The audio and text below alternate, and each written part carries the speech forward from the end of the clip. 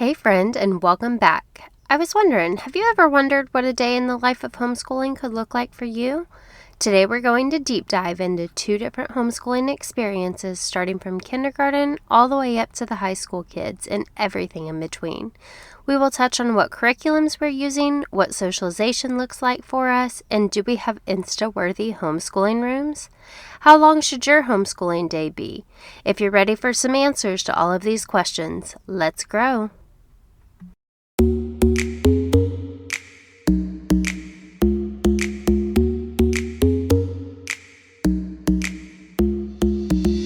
Welcome to the Confidence to Homeschool podcast with me, Kelsey Shalane. I'm a lover of all things Jesus, an exceptional wife to an exceptional husband, and a homeschooling mama of four. Together, let's trade in those insecurities and questions of if you can homeschool for the confidence that homeschooling was the right decision for you.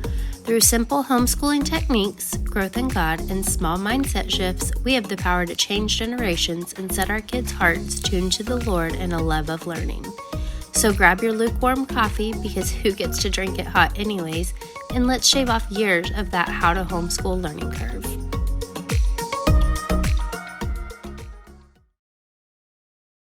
Hey friends, welcome back to another episode of the Confidence to Homeschool podcast. And I am so excited to have Miss Lena Noe on again with us today. I think it's so incredibly important for us to know our why of homeschooling. So I brought Miss Lena on so that you guys can also get a different perspective of how homeschooling starts, why we say yes to homeschooling, and all of the journey that can go into it. So, welcome, Miss Lena. Well, thank you for having me back. It's so much fun talking about all the things that we always talk about. I know I absolutely love being able to do life with you. Me So, too.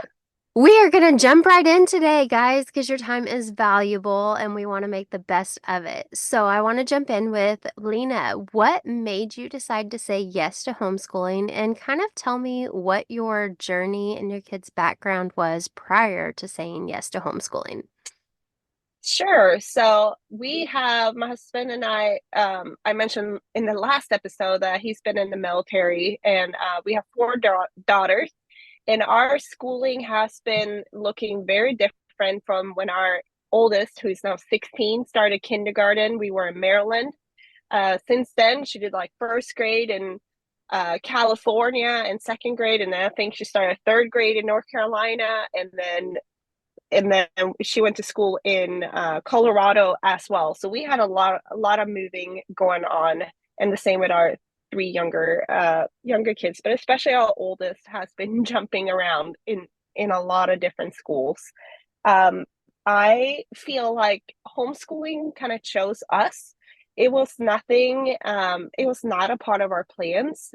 I grew up in Sweden, and it's actually illegal to homeschool in Sweden. So it was never even on my mind that I could homeschool. And the little I knew about homeschooling, I thought it was kind of weird, and it was, it, I felt like it was sheltering your kids. And how could a mom teach your child everything they needed when teachers actually went to school and learned all the things to be able to teach your child a subject, or like math or reading, in the best way possible?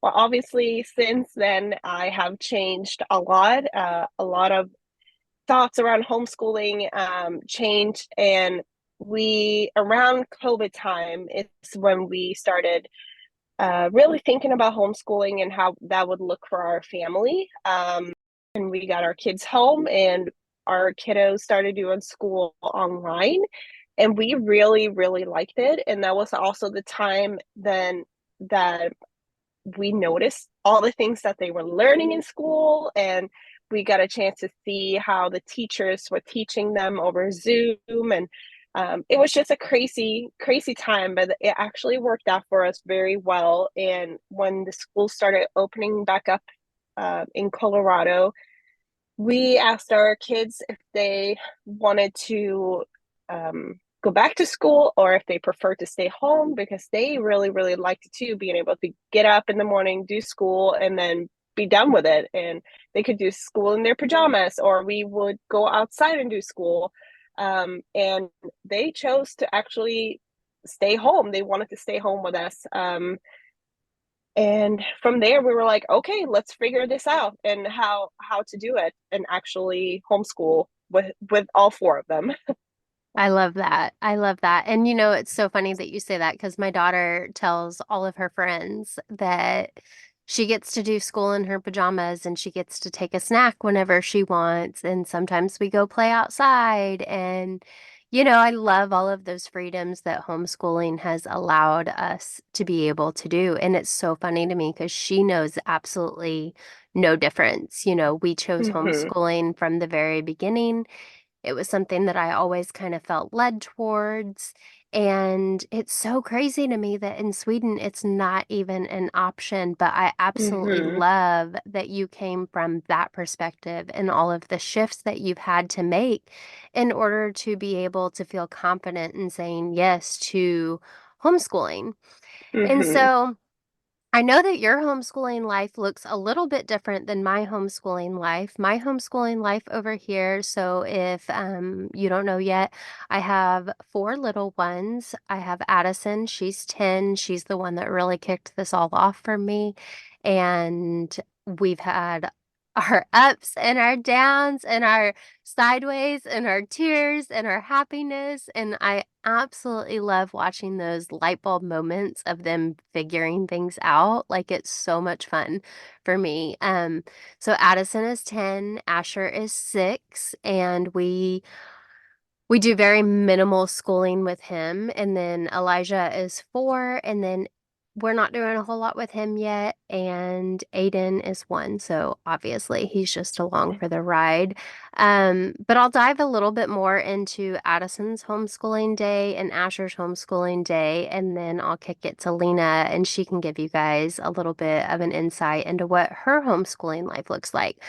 But I think the biggest thing that I want you to take away from this is the fact that homeschooling can look different in any capacity, and you can make it whatever it is that you need in order to be able to make it work for your family. There are, other than like the laws in your area, there's not a whole lot of rules. Like you really do have a whole lot of freedom in homeschooling, and I absolutely love that about this option.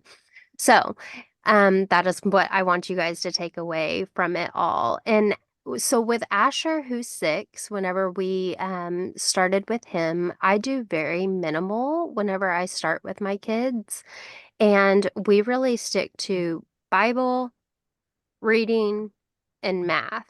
And I had, as I said prior, Addison and I really, really struggled at the beginning. I was trying to teach her. She wasn't really learning. I say she wasn't learning. She was learning, but it wasn't to where my thoughts of what my friends at public schools, kids were doing. I thought she was falling behind. And then we decided to I've had a friend recommend Reading Eggs, and this is a reading program online. It's just a little fun program. It's got reading and math on it. And whenever I finally broke with her, I decided to go to an outside source just to make it fun. Because if you guys hear me once, you're always going to hear I want to instill a love of learning before anything else. And so we decided to take it back and make it fun and do reading eggs, and we did math seeds, and that was it. We did one lesson of both each day. In about 6 months, she went from a 4.5-year-old estimated reading level to a 7-year-old reading level and has been flying through books ever since. Like she's just done wonderful with her reading ever since. So I'm kind of taking the same approach with Asher, and he has also a book called 20 Easy Reading Lessons, Learning to Read. And he gets to choose each day if he wants to do that book or if he doesn't want to do that book, if he wants to do reading eggs or the book. So I kind of let him choose what it is that he is working on for reading. And honestly, a lot of times he does both of the reading curriculums and he doesn't want to do math, but the kid's already adding hundreds together and can recognize all of these numbers and everything else. So I'm not even worried about it. So I say all of that to say, you guys do what works for you. I highly recommend reading eggs. I'll link it in the show notes. I love it. That's what I do for him. Also, in order to get some Jesus in their life, we do, Louis Giglio has some really cool homeschooling books, that I will link in there as well that connect back to science. Okay, Addison. Addison, as you guys know, I keep our days pretty light. We do school in a matter of 2 hours while I'm working with Addis or Asher. She's doing independent reviews on her Good and the Beautiful. And then once I'm done with Ash, she comes over and we do school together. Some days we do two English and one math, and then history. Some days we do two math and one English and history. Some days we don't do history. So our days are very what's working for us that day. Like I have jujitsu that we do Tuesdays and Thursdays from 10 to 11. And those days I have her work on independent reviews, and the days that we don't have it, we do the lessons. So I say all of that to say, please don't pay attention to like the notes of two English lessons and one math lesson. That's not what I want you to get from this. I want you to hear that you can make this work however it is that you want. I do set goals for my week. So every week, I told you guys earlier, I do 4 days a week of homeschooling. And it's kind of looked different with us adding jujitsu in, but my goal each week is 4 lessons of English and 4 lessons of math completed. And so that is my goal. And it doesn't even matter how we break it up, it just has to be done. That's it. That's the goal. Yeah. That's what we reach. And I will link all of the things that we are using in the show notes. So, from there, Lena, I want to know, what does your homeschool day look like? Yeah, our homeschool days always they look different every single day. Um, I have older kids, so my youngest, she's 6. We're doing kindergarten level stuff. We're using the Good and the Beautiful books at the house. I We love Good also and the do, Beautiful. yes, they're so good. And very easy. It's easy as a parent. Like it's good for the kids, fun, interactive. I love the little math book. They have like little cars that go with it and the Yes. little math sticks. And Yes. it just makes it more interactive instead of Y'all, just sitting and reading. Good and the Beautiful is so wonderful about making things interactive and making games out of the things. I mean, Mm-hmm. we are still making, she's got third grade math, and we are still making games out of everything. And she absolutely gets so excited. There's a dice game that she gets to play and she gets so excited. Mm-hmm. So I love Good and the Beautiful and the way that they make it so interactive. So that's such a fun curriculum. All right, sorry, continue. No, that's all good. And then we do like my older girls, their schooling looks a lot different. They're a lot more independent because they're in middle school and high school. So our whole life or the way we've been raising our kids too, we want them to be independent and thinkers and go figure it out kind of yourself. Obviously, Mhm. we're there helping them with as much help as they need. It's not like go figure it out yourself, but they are doing online programs right now. Their math and their English with Florida Virtual School. They are also, all 4 of them are also in a co-op. So every Tuesday we go and meet a group of kids and moms, parents, grandparents at a church, and they do a lot of hands-on learning in that group. And some my older kids also do get a little bit of homework that comes with it. So they work in the master book, I believe it's called. It's Nice. that's where they do anatomy, and it's a Yeah. Christian-based anatomy science. My older kiddos also do. They have a wood workshop in middle school. They have That's so a cool. meat. I so wish that I would have taken wood shop in school. Like, I think that is awesome that they're getting that. Mm-hmm.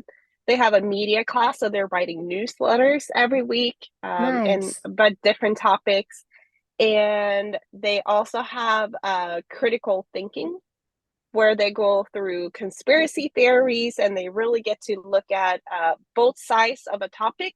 They Oh, that's research so and cool. then they come up with their own opinion. So a few of the topics they had was they talked about aliens, like are they real or not? And the conversations in this group of kids, it was just so crazy. And they get to debate with one another and Yeah. talk and discuss things that you don't get to do at home.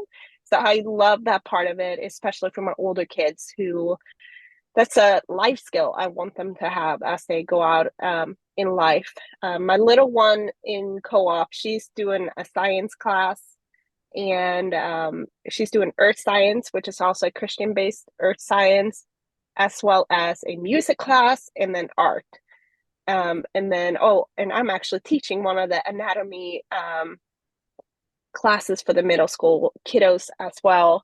And I used to get in the beautiful book for them, which has That's been awesome. really good. And it's so easy. You can even teach that in front of a group of kids. And then we do hands-on activities and learn how like the blood flow and the heart worked and so many other things. And that was all in those books that we did together. That is Um, so awesome. we have our own businesses, and it's such freedom to just know that school doesn't have to look like public school. You can do Mm-hmm. school in the evening, or you could do it early in the morning, and it Right. doesn't have to take all day. When I first started, I felt like the kids needed to be like 6 hours doing school because that's what I thought school was. But you can actually do a reading lesson with your kid on a Saturday or even a Sunday afternoon. It doesn't Yes. have to look like that Monday through Friday. These times we're only doing school. Yeah. And that is, I felt like that was a big relief for me, not having to, you know, try to make homeschool look like a public school day. You're so right. You're so right. And there's times where we end up doing school on a Saturday as well. And I think about it, and Addison sometimes gets aggravated because she's like, it's after 12 o'clock and you want me to start school now? And I'm like, listen, girlfriend, you would one, still be in school if you were in public school. Two, you would have homework. So you would do school all day and then you Mm-hmm. would come home and you would still have homework. And guess what? There are projects that last that you have to still do work on Saturdays and Sundays whenever you're in public school. So, Mm-hmm. like, really, she doesn't necessarily know how good she's got it. So that is one of the disadvantages of when you start them from the beginning in homeschool. I always joke, I'm like, I wish that I could go put her in school for like a couple weeks and let her just know how good she's got it because she knows. I mean, she's got all of her friends at the jujitsu gym wishing that they were homeschooled. Every Mm-hmm. one of them are asking their parents to homeschool at this point. So it's like a whole And to topic of conversation there. Yeah, and to piggyback on that, my oldest, after COVID, when we did homeschool, she actually decided that she wanted to go back to school. She said she wanted the whole high school experience, and she just felt like she wanted to go back to school. So we're like, great, that's fine with us. We Yeah. go for it. She went for like 2 weeks, and she came back to us, and she was like, I want to do homeschool again. She's like, I'm done.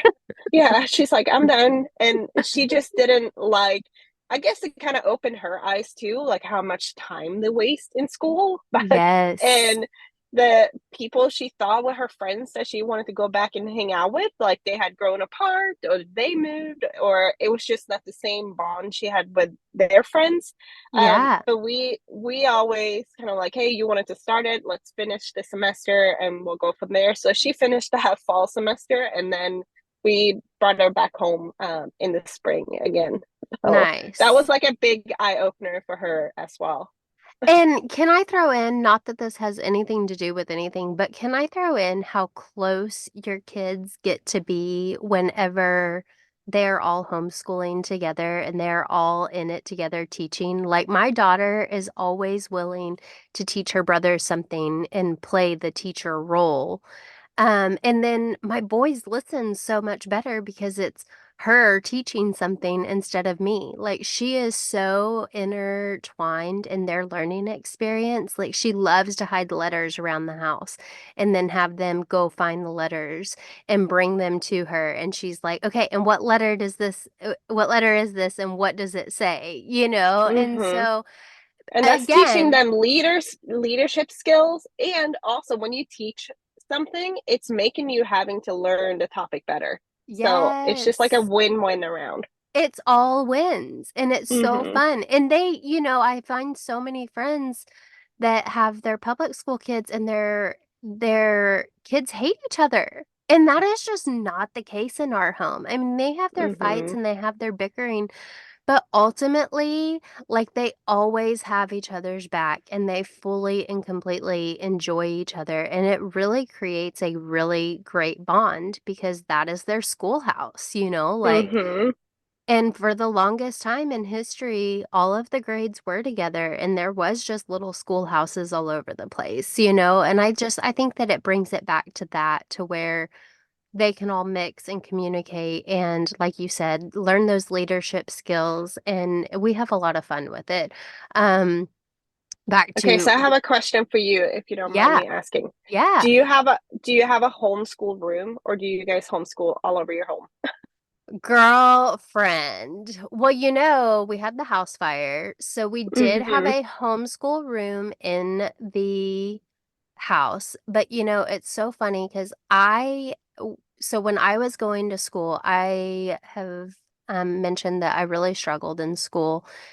And if you want to listen to that, episode 1 is where I talk about how much school I struggled.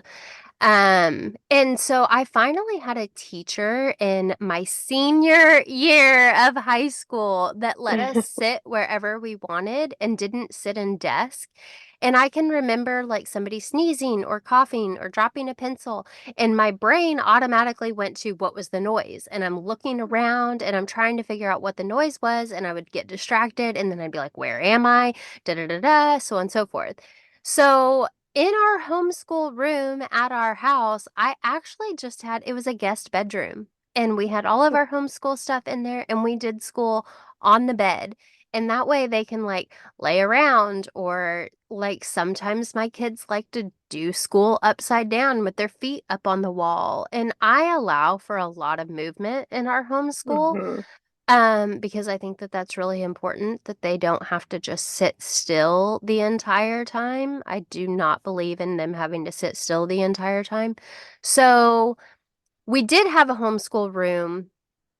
We will go back to a homeschool room, but for right now, I do not have a homeschool room. We kind of do it either at the bar at the house that we're renting, or on the couch, and sometimes we do it in the theater room, and sometimes we do it outside. So now we're kind of more up in the air with wherever we are. And then we're moving rental homes on May 3rd, so I have no idea what it's going to look like. Do you guys have a homeschool room?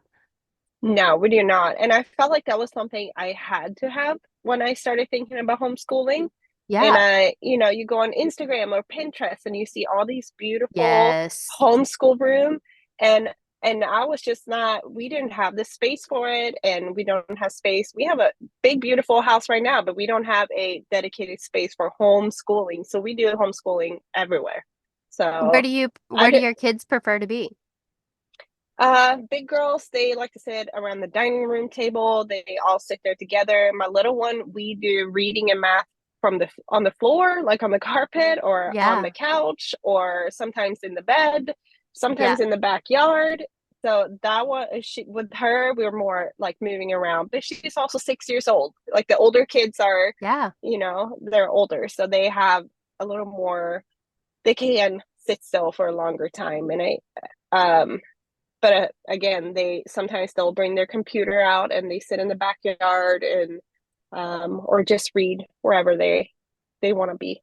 And y'all, the sitting still doing your schoolwork just becomes natural as you get older. You no longer Oh want yeah. to sit on your head. So Addison has definitely calmed down with her movements while she is doing school. So there are times that she's wiggly, but by 10, by 9, really, she's kind of calmed down on her movements. Yeah. So, good question. Okay, Mhm. so our last conversation is because I know this is such a huge controversial topic in the homeschooling community is how do your kids get their socialization in? And Yes. we kind of covered you go into co-op and tell me more about how you get your socialization in with the kids. Yeah, so this was another big block of mine. Again, I only knew about public school. Both my husband and I, we had heard and knew of homeschool families, and we were like, well, they're kind of weird, and I don't want our kids to be weird, and I want my kids to be able to go out in the world and have normal conversations, and I'm just But being locked wait, up in the But house. wait, is there not weird kids in public school too? Like, I think And that that is such a big ordeal. oh So, my gosh, yes. And we had a conversation with a friend of ours, and they actually said that. They're like, "Wait, do you feel comfortable with them going to socialize with the kids in public school? Have you seen the right, kids in public right. school?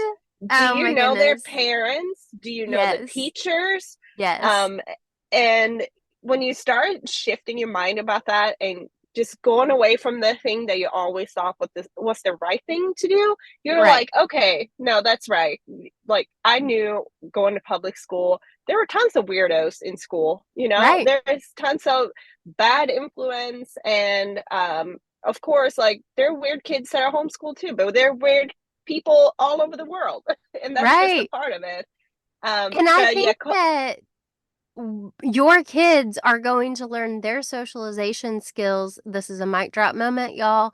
Your kids are going to learn their socialization skills by watching you and your socialization skills. Like my mm-hmm, daughter can walk into a room and talk to anybody in there without any hesitation or any thought process of that. But that's because I have developed that part of my personality as well. And I haven't always been that way. That, like I said, has been a developmental tool that I have come up with over time. And so now she can walk in and have a conversation with anybody and everybody. And my boys are really starting to come out of their shell as well.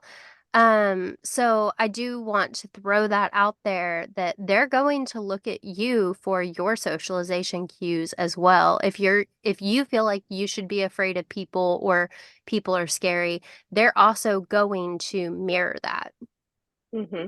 And there's so many resources out there that I didn't even know about, because when they were in public school, like why would I research all these homeschool opportunities? But Right. two of my girls are actually in gymnastics, and they have special times and days during the day where homeschool kids can go. So they go in the afternoon and hang out with other homeschool kids, and so it's in the afternoon, which works out perfectly for us. My two older kids, they are in soccer, so they've been. My oldest even played in the local high school soccer team in the fall, and now in the spring they're both playing. It's again a homeschool slash private school soccer league. It's all Christian based, and they meet in the afternoon, and we travel around, and they're in soccer. Then there's this other group in I guess, our county, who do a lot of events for high schoolers and middle schoolers and even elementary kids. They get together with field days, and they go roller skating, and the high school, middle school, it's like drop off events. They go for a coffee and lunch, and they have a beach day planned. So there is so many ways in a safe environment you can have your kids go and socialize and meet friends and connect with other people. Absolutely, absolutely. So we don't necessarily have a co-op. I've been looking for a co-op, and every time that I go to find one, something ends up coming up that we don't get started. And so I just believe in the fact that every time so whenever we go to Starbucks, I always have a second order for Addison. Addison orders her drink. She manages, we do a whole chore system, which we'll get into again in another episode. But she pays for her drink, and I make her do the entire interaction. Like, I make her order her drink and pay for her drink, and the same thing whenever we're going to a grocery store. And to be honest, she has no problem spending her money doing those things because she enjoys that interaction. And I think that it's so important to say that no other period of time in your life other than when you're in school do you only have people your age that you are told to interact with. Mm-hmm. And That is so so I think that they can interact with anybody and everybody, and if you build that character in them. Also, like I said, we do jujitsu. We honestly are at that gym 5 days a week at this point in time because my kids train Monday, Wednesday, Friday, and then my husband and I also train Tuesdays and Thursdays. So we're there 5 days a week. Today we have a competition for my husband. And so she's about to go and be around an entire community of people there as well. And so there are definitely ways to get your kids out and about and be around other people. So, And too, like for the older kids, there are a ton of volunteer opportunities if you get involved in your local community. There are so yes, many places where they can go volunteer and, um, experience life. And even as my older, they started working now, so they work during the day. They're working at organic farm and package little herbs and tomato plants and things like that. And my oldest babysit, and there are so many different ways for there them to is. get out in the world. And my husband has a lady that cuts his hair, and so she actually had her kids homeschool and she would have them intern and go to different places and work. So that way she could get they could get their socialization skills in. They could also get their entrepreneur skills in. Like they learn so much from being Mm-hmm. able to go to work and do a job. And I think that so many people value the fact that they are homeschoolers because then they have such a variety of time to be able to do it. It's not just, oh, sorry, can't work. I've got school that day, or Mm-hmm. whatever. So Yes, I love that. I love that. But all right. Well, I think that is it for today. Hopefully, we answered some of your questions on what in the world a homeschool looks like, and I hope that everybody got some ability to feel like they can kind of pick what their homeschool is going to look like. Again, your assignment today, I would love for you to come in and figure out why it is that you want to homeschool, what your goals are for homeschooling, and what it is that your homeschool is going to look like. And if you need help with that, please feel free to message me. And if you have any questions for Lena, I will put her email address in as well, and we will go from there. Sound good? Sound, sounds awesome. All Thank you, Kelsey. right. Thank you. I hope you have the very best day. You too. Take care. Bye. Hey friend, thanks again for joining me today on your journey to the confidence to homeschool. I hope this podcast blessed you with one more tool of success. If it did, please scroll down to the bottom of your screen and leave me a review. Share it with a friend. Just remember, confidence in anything takes practice, so let's grow.